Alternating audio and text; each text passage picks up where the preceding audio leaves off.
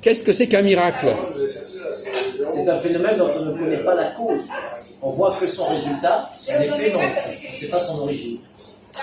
Bon, on peut partir cette base-là, mais est-ce que, bon, par exemple, alors je voudrais pas non plus vous mettre trop sur la voie, parce qu'après ça devient intéressant, mais est-ce qu'un miracle, c'est quelque chose qui ne respecte pas les lois de la nature, ou au contraire,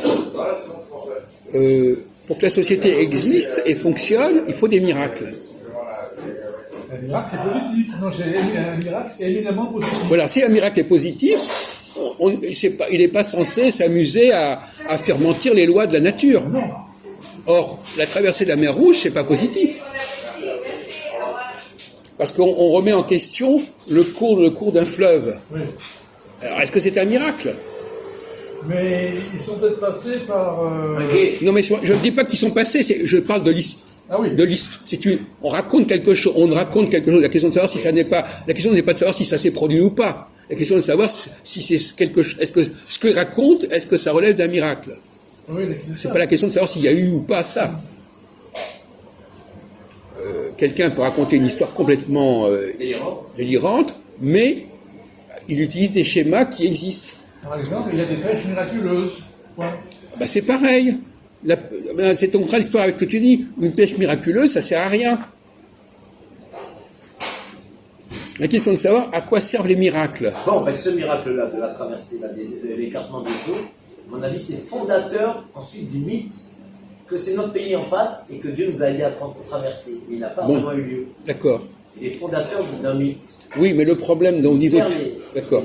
Bon, j'entends bien.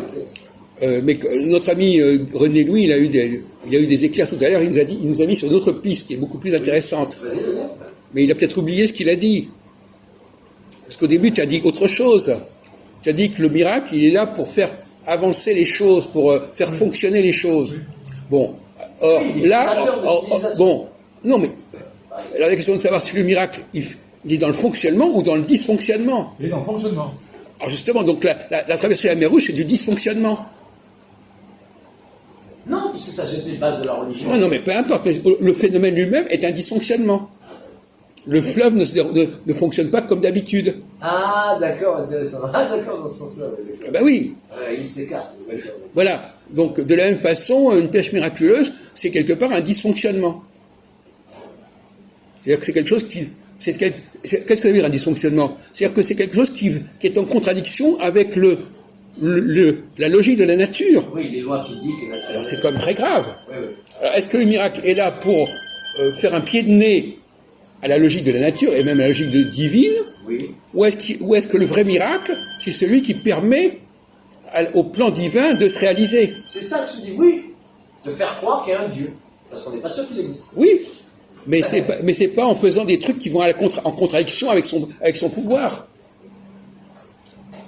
C'est le diable qui fait mentir les lois, les lois de la nature. C'est ce que tu dis, putain. Parce que les gens croient que le miracle vient de Dieu. Donc, Mais là, en l'occurrence, ce type de miracle-là, oui. il est pas divin. Il est même, il met en question le pouvoir divin, en quelque sorte. Oui, mais pourtant, pour le petit peuple, ils croient que ça vient de Dieu, ça je te dis. Non mais, la question est de savoir quel est le vrai miracle. C'est ça le problème. Alors justement, par exemple, je propose par exemple un leader, par exemple. Oui. Un leader qui est capable de rassembler derrière lui un peuple. Est-ce que c'est pas un miracle? Non, pour moi, non. Non mais tu vois, non, pour toi, non, dis pas pour toi. C'est ce qu'on t'a mis dans la tête, mais pas pour toi. La question qui se pose, c'est est-ce que le miracle, est-ce que c'est intéressant d'intégrer le miracle dans une logique d'un plan divin, ou est-ce qu'il faut le mettre dans une sorte de contre-logique? Bon. De contre-logique. Ouais. Bon, alors, par exemple, si Dieu s'est intéressé à notre humanité, il a essayé d'établir des lois qui permettaient à cette humanité d'exister et de fonctionner. Oui. Bon. Alors, par exemple, le fait qu'il y ait des leaders qui soient capables d'entraîner, de réunir des peuples, de rassembler des peuples, fait partie du plan divin. Et donc, le vrai miracle, c'est ça. Le vrai miracle, c'est ce qui est au service du plan divin et pas ce qui va à l'encontre du plan divin.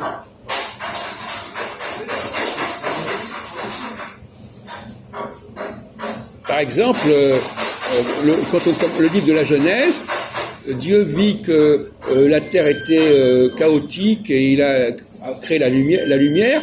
Ça, c'est un vrai miracle. C'est un miracle positif. C'est un miracle qui fait exister l'humanité. Oui. Par contre, des miracles qui font mentir, qui font remettre en question les lois physiques, les lois divines, ce sont des miracles diaboliques.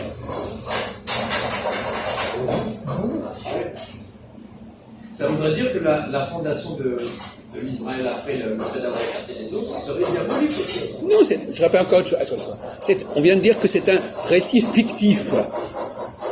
Bon. Oui, récit fictif, mais bon, par exemple, quand Cyrus, alors justement, comprends le cas de Cyrus. Oui. Quand Cyrus décide de ramener les Hébreux en Palestine, oui. il est appelé Messie. Oui. Il est appelé Messie. Et donc, c'est un miracle, on peut dire, mais il a pas, pour les ramener en Palestine, il a pas fait des trucs complètement contradictoires avec la nature. Oui. Il a pas fait des trucs incroyables. Il n'a pas écarté les autres. Mais il est intervenu pour sauver les Juifs, pour les amener à revenir dans leur pays, c'est ça. Ça, c'est le vrai miracle. Oui, donc il y a le vrai miracle et il y a le faux miracle. Le miracle dont on parle souvent, c'est un miracle qui est extrêmement suspect. Oui. Parce que justement, c'est un pied de nez à l'ordre normal des choses. Oui, mais il a été élaboré par des gens qui le transmettent ensuite au peuple, ce fameux mythe, ce fameux miracle. Mais justement, c'est très vicieux cette histoire. Très vicieux. On n'insiste pas sur les vrais miracles. Oui. Le faux miracle chasse le vrai miracle. Oui.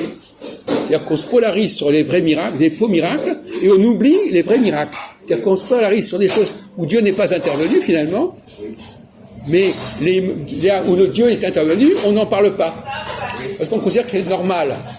Or, quelque part, le miracle, on est dans la normalité. Mais en même temps, par exemple, si on attend un homme, par exemple Jésus, par exemple, il est miraculeux, pas parce qu'il fait de la pêche miraculeuse, ou etc., mais parce qu'il est capable de créer quelque chose, de créer un mouvement, de créer une église. Mais c'est ça son miracle. C'est pas ces jongleries avec les poissons ou avec les pains. Voilà. Donc il y a là quelque chose, il y a un contresens quelque part. Hein. Le miracle, c'est ce qui. Moi, par exemple, on parlait des leaders. Ben, il y a un autre cas qui me paraît intéressant que je me soumets, c'est vraiment la langue française. La langue française, on en a parlé hier, mais tu n'étais peut-être pas là. La langue française, est-ce qu'il y a quelque chose de miraculeux dans la langue française, par exemple?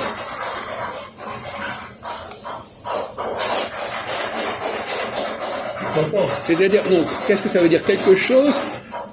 Attends, je voudrais préciser. Quelque chose. Voilà Mathias. Mathias. Dans un bar de langue, là encore.